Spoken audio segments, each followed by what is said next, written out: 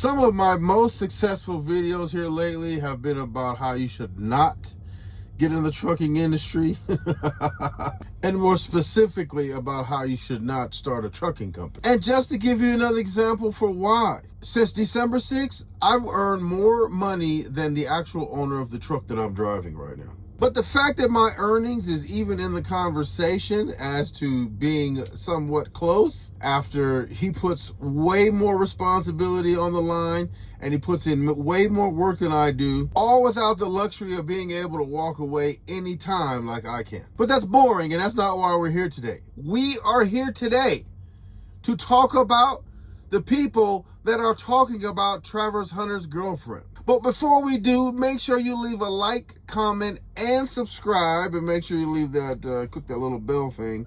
Also, make sure you click that little thanks thing on the bottom. You can leave a couple dollars. And then you can also support the channel by becoming a member and seeing all the behind the scenes footage and stuff like that. So let's get started. My last video was about two of the most ridiculous YouTubers that exist. One of them is DJ Academics. The other one is Poetic Flacco. Both of them stand about 5'2", and both of them weigh about 480 in my estimation. Now, one of them got busted in the face with a Red Bull and had eggs smashed on his face on his live. The other one, anytime they asked him about his girlfriend, he always went into a stuttering rant. So I'm not sure where they feel qualified to give any advice about anybody's girlfriend. Now, what's more astonishing than that is that they're not the only ones. There are a lot of people out here critiquing his relationship with his girlfriend slash fiance. Now, is it without merit? No. Now, are there also people that have ulterior motive as to why they're trying to expose Travis Hunter's girlfriend? Absolutely. I think it's two reasons.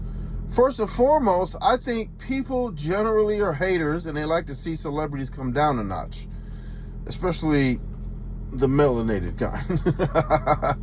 And also, I believe that there's a click and view aspect to the rationale as to why they are, exposing his girlfriend and all that. I mean, if you get enough clicks and views, you might be able to pay your rent this month. That being said, we at the Hood Trucker Show and the Hood Trucker News are not going to participate. What we are going to do is point out all the people that are participating at the expense of Travis Hunter. I mean, I haven't seen more no-name, off-brand YouTube channels since probably when we were going after Turkey Arms, aka Kwame Brown. See, Turkey Arms and I, we had ideological differences. Yeah, we were relentless in our attacks, but we were focused on his ridiculous ideology and his ideas. There was rumblings that he was doing, let's say, some Diddy Party-esque type of stuff, but we didn't focus on that. We focused on his ridiculous ideas. Oh yeah, and we focused on the fact that he owed child support too. But be that as it may, that is not what's happening here. They are attacking this dude's girlfriend. And look, are there some stuff there? There absolutely is. Is it something that might make Travis Hunter want to question, whether or not he wants to continue being associated with this young lady? Yeah. I mean, she's in a rap video and, she's in another still photo or video or something where somebody's got 5 fingers on her cheeks. It's not a good look. And, all the other stuff about the marriage and, supposedly some baby traps going on. I don't know. But there's a lot of red flags and there's a lot of what I call Robin Givens type of stuff. I mean, and look, she's young, she only makes mistakes. And look, and Travis Hunter, I mean, he was taking her to the parties. It's a new generation, both for men and women. So he might be cool with somebody 5 fingering her cheeks or whatever. I mean, look, I've dated women that may have the same type of photos, but I'm not Travis Hunter. I mean, I can keep my stuff under wraps. Like, they're under the microscope and every move they make is on camera. And, those type of situations affect endorsements. So could she be affecting his pockets? I mean, sometimes you got to make a business decision based on your personal life. I even have to make those type of decisions. Here in my life right now, I probably have to make those business/personal decisions on junk food. Junk food is good, but it's not good for you. So in Travis Hunter's case, is the junk girlfriend, and I hate to call it that, but like an analogy to junk food, is the junk food girlfriend, right? Is that good for you?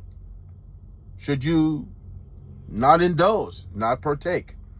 Now, back to the Robin Givens analogy. Who was Robin Givens, you might ask? Robin Givens was the one-time wife of Mike Tyson. Mike Tyson was in a similar situation as Travis Hunter, whereas a lot of rumblings were rumbling around with their relationship. Robin Givens was very attractive. Mike Tyson, not so much. Same situation as Travis Hunter. Now, both of these dudes are high-level athletes, and sometimes it's hard to translate the lessons that you learn from sports into real life. I played sports, and one of the things that you learn in sports is that you have to see the forest for the trees. So in this case, whether it be football or whether it be boxing, you need a clear assessment of who your opponent is. Who faced your opponent? How did they handle their situation? Did it work? Were they successful? And in the case of football, you have people that also are observing from not only the field, but up in the skybox. Two different perspectives, two different points of view, and that's for a reason. So how could this sports analogy translate to real life? Well, let's look at the situation. Robin Givens and Mike Tyson. This is a similar situation, whether you want to believe it or not. It's similar. Look at what Mike Tyson did. Was he successful? Who was the opponent? A woman who had the same basic critique that Travis Hunter's girlfriend has. What did Mike Tyson do? Was he successful?